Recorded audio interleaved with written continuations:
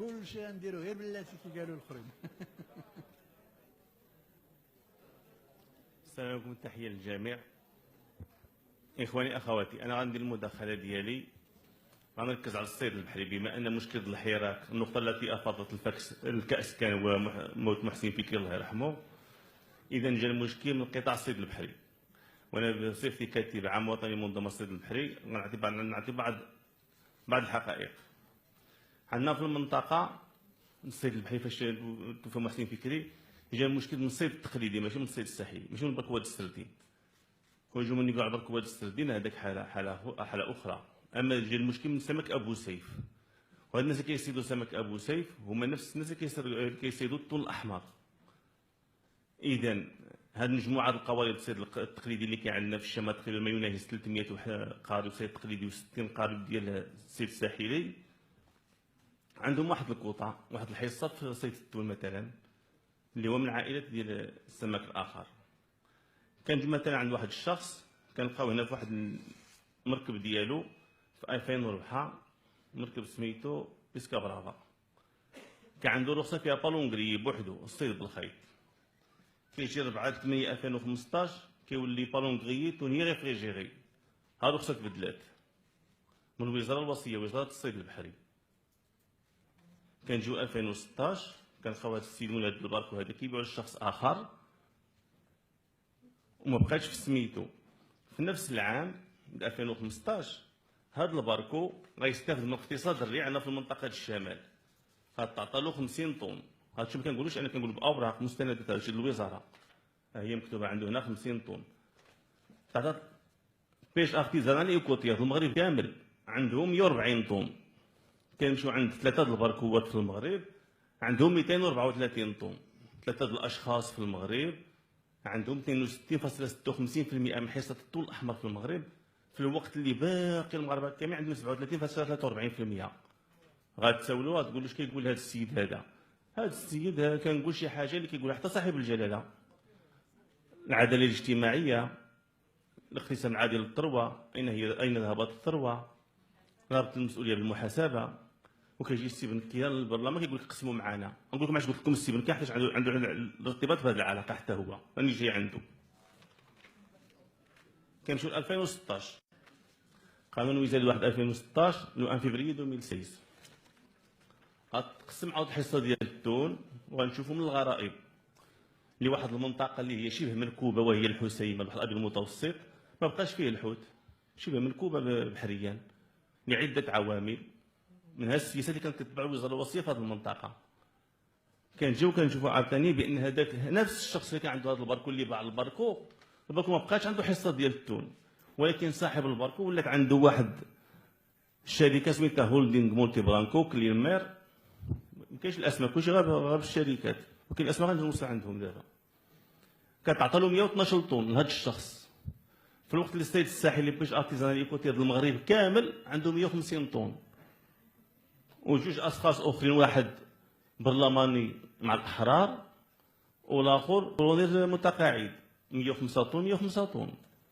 وكنجيو القانون اللي كتسنيه السيده الكاتبه العامه في الوزاره الوصيه، كتقول لك اون كا دين اكتيفيتي او ديفو ديكسبلواتاسيون دو كوتا اتريبيي بور كا دو فورس ماجور دوم كونستاتي اي ماتيرياليزي par l'administration, le quota de pêche au son reliquat pourra être exploité par un autre madrague après accord de l'administration ou redistribué au tiers. ياك واضح. هذه المضربه اللي عاطين لها 112 طن، هذا السيد اللي عطينا داز الشركه كان مضربه 112 طن، مضربه وهميه ما كايناش، نكزيست با، ما كايناش في الواقع. غنمشيو للخطر من داك الشيء كامل، وبحيث نجمعوا هاد جوج الاشخاص وهذا غنلقاو بان الصيد الساحلي كامل عنده 46، يعني نقصوا ليه 14 طن على 2015. في الوقت اللي مدغاك زادوا ليهم 303 طن. الاقتسام العادل للثروه فين كاين؟ غنمشيو 2017 لو 24 جونفي 2017 هذا العام، يعني الحراك نايض في الحسيمه. وانا كنهضر معاكم قبل ما يموت محسن فكري مشيت ما بين الرباط والحسيمه شي 5 المرات. كنمشي عند المدير ديال الصيد كنهضر معاه كيصيفطني عند المندوب باش نحل دوك المشاكل ديال دوك الفلايك، وكيرجعني كيقول لي حديت لك المشكل. كنجي عند المندوب كيقول لي لا ها اللي كتب المندوب، هذاك اللي مشى دابا في الحبس، مشيت عندهم مانت فوا انا شخصيا قبل ما يوقع المشكل المحسن فيه باش يحلنا المشكل ديال الصيد التقليدي. كنقول عندك كما قنبله موقوته 2017 غيجي غيعطي الصيد الساحلي هاد بقات ما بقى خربت نسالي بقات لي جوج دقائق كاع كيجيو الصيد التقليدي والساحلي ديال المغرب كامل، يعني رغم الحراك ورغم هذا الشيء كاع اللي واقع. كتجي في لو 24 جونفي 2017 مشيت انا كنقول لكم كنمشي من المال الخاص كنمشي ونجي غتعطي الصيد التقليدي والساحلي ديال المغرب كامل 196 طن بكل وقاحه. غتجي تعطي جوج اشخاص نفس الاشخاص ديال ديما 120 طن 120 طن، وغتمشي لنفس الشخص ديك الشركه اللي كان عنده جوج باركوات في 2014 اللي استفد غتعطيه 127 طن. كنوليو كنلقاو راسنا بان الشمال ديال المغرب اللي كتسيد فيه التون كامل عنده 34.81 طن زائد شي وحدين في الجنوب، وثلاثه د الاشخاص كيديو حصاد 65.18%. وهذا الشيء الله دابا من 2014 لدابا عاد حكومه بن كيران. وباش غنبين لكم بان هذا السيد ما عندوش لا مدراك، ها هو راه كاين ديسيسيون بين الحصه اللي كتعطى له هو غيخليها ديال غتعطى لواحد لا مدراك اخرى سميتها بخانسيب، ما تعطى المضرب ديال نورتي ديال نورتي مضربه ديال نورتي سال دوسبوزي، واحد الشركه اخرى مغربيه وكان عندها اسم اسباني كيعطي الحصه ديال الكوطا. فاش كنقول لكم نعطيكم هاد الارقام، هاد 127 طن ولا 23 الاورو للكيلو في الوراق بلا ما تصيدها راه 2 المليار وشي حاجه في العام كتعطى هبه اقتصاد الريع. وهاد جوج باركوات اللي عم عاطين 120 طن حاليا كيتواجدوا بتركيا، في الوزاره عندهم الفي ام اس كيمشيو 15 يوم لتركيا بحال غيصيدوا التون ياك، وما دابا في تركيا ما كاين والو. وفاش كيرجعوا للمغرب نو سون با دي تونيي ماشي اتونيروس كي كنعرفوهم حنا، كيرجعوا دي ساغديني كيهبطوا للداخله كيهزوا الكوطه ديال السردين.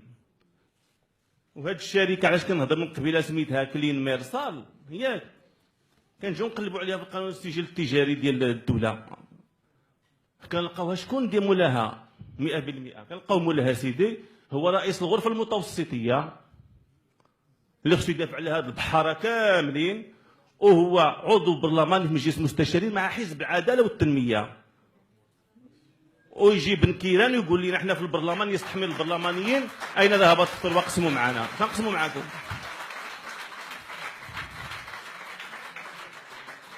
فاش كيجي بن كيران كيقول في البرلمان قسموا معنا في عز الحراك قسموا معنا الثروه فين مشيتي، واش كتستحمل البرلمانيين؟ ضحكتي على الشعب، ما قدك الشعب مشيتي للبرلمان عندك كتضحك عليهم.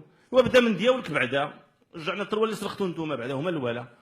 واش الا ماشي حق في هذا اليوم كلشي بكم مسؤولين. هما دابا بالوراق داك الشيء بالحجاج ما كنهضرش من فراغ، اوراق وزاريه مسنويه من الكاتبه العامه. ماشي عليكم مسؤوليه اليوم تهزوا هاد الحصص ترجعوهم لهاد الناس بالصيد التقليدي اللي كاين فيهم 300 باركو. هنا كاين العداله الاجتماعيه، غترفعوا من المستوى الاقتصادي، غترفعوا من المستوى المعيشي، غيوليو الناس يتخلصوا، يوليو الناس يربحوا الفلوس كثر.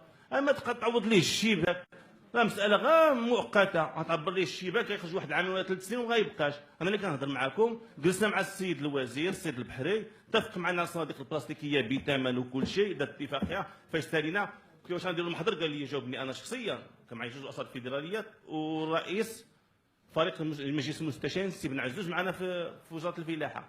قال لي هذا الشيء اللي قلنا الكلمه كما كيقول دابا في الحمله ديالو الكلمه خرجنا الموظفين ديالو ديك الكلمه ما بقاتش.